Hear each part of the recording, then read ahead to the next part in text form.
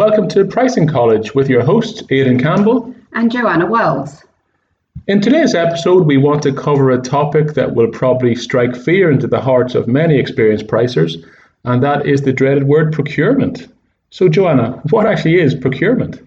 All right, so to summarise, I suppose procurement is a fairly new function, and the main purpose is to buy products and services for their own business to operate, to function. And these could be materials to produce their own products and services for their customers. So a very important function. That's right. I think from a pricing perspective or a selling perspective, you come into contact with procurement professionals really in a B2B environment when you're selling to a business. Obviously, private citizens, they make their own purchase decisions, but procurement in a company will have, at least a company of a certain size, they will have a dedicated professional trained in this area of expertise with the objective of getting better products, better services at better prices. I suppose a little bit of history about procurement. It started off, as people say, in World War I, when countries had to buy military goods and services, and they needed to ship and get things to where they needed to go. It makes a lot of sense when you look at it from that perspective. Obviously, if you're running a company, the management, they can't know everything about what they're purchasing. And so you do need expertise in the same way you need expertise in what you're selling, you obviously need expertise in what you're buying. And it's to know the product, to know the service, to compare offers, to compare the different values that these products and services deliver. I'll just give a footnote. We're giving the positive side of procurement here, but there's also a negative side from a selling perspective. But that makes perfect sense. And over those years, since World War I, World War II, when you're buying huge amounts of armaments, etc., and making the wrong decision could, threaten your country's survival, that profession has become more and more professionalized and expert. Yeah, I suppose nowadays there are several steps into the procurement process and cycle.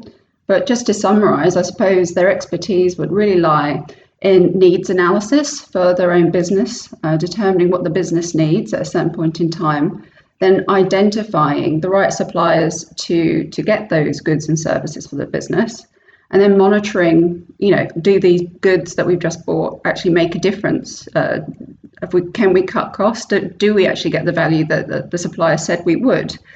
And then from then the cycle continues, and then they renegotiate the terms with suppliers. And this is where the tricky thing comes in terms of pricing. Difficult discussions around price occur from this point, when procurement actually get more educated on the goods that they're buying. Yeah. I'll be honest. I previously worked in a role where I was, helping selling teams in a B2B environment sell to procurement professionals. And one thing I'd say is it's almost a mirror image of each other. You're both trying to maximize the value provided to the customer. I think the procurement team and the selling team are trying to do that. The polar opposite is the seller is trying to increase the price and the purchaser is trying to decrease the price for that increased value. What this is often a perception that procurement have about the sellers, that they're in a way inflating the price. And this is often why they come into negotiations with a very cost-focused mindset, and they talk about unit pricing. But it's not necessarily the case that the sellers are always trying to inflate their prices. Often they're underselling the value, and I think procurement realise this. I think they do often as well, and I think in that profession there can be quite a bit of frustration that they want to deliver more value to their own company, to their employer. To add value, that's what most good employees want to do. But I think from a pricing perspective and our own profession, we can learn a lot from the procurement profession, what they do well, recognizing what offer they bring to their company, which can be increasing value, understanding value of an offer, and then there's also that other aspect that we really need to focus on in future episodes, which is the negotiation expertise, the reducing prices, the framing of conversations. And that's something, they're two separate skill sets, but both are vitally of interest to our listeners. I'd actually disagree with that, Aidan. I don't think that either seller or procurement are very good at understanding value. I think sellers are very volume focused, and I think procurement can be very cost focused. Their main objectives for their company are to lower costs. That in itself eliminates a lot of value discussion. There should be an opportunity for both sellers and procurement to think very closely about what value means. Yeah, John, I take your point there. I'm always open to criticism. I'll take your point openly. I think in any profession, selling, pricing, and procurement, there's good and bad practices. And I suppose I was maybe referring to a perfect world environment where people really do want to deliver additional value to the company that employs them and, any other stakeholders in the business. I suppose really the last point I'd like to make on this podcast is, as a profession, if you're in a B2B environment and you're going in to sell to a major customer, who are you sending in to sell to them? Are you sending in somebody able, trained, competent, confident, with the skill set required to go up against a skilled professional procurement person? I don't know. I'd like you to think about this as well as like, what is value? Is it just in terms of cost reductions? Sure, that is an important element in procurement discussions. But also think about increasing revenue. How does that product that you're about to buy increase revenue for your business? How does that product that you're about to buy decrease the cost for your business, which I'm sure you're completely over?